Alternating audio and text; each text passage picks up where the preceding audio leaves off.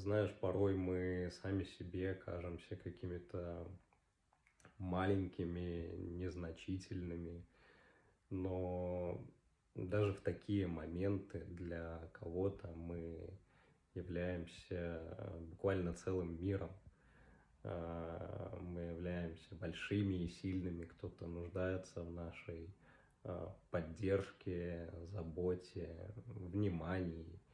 И даже в моменты, когда сами себе мы кажемся маленькими, нужно не забывать о том, что мы должны дарить заботу, теплоту и поддержку нашим близким, должны дарить это добро изнутри себя, вкладывать его в их мир, и в ответ они вернут нам эту энергию и снова дадут нам почувствовать себя большими и сильными.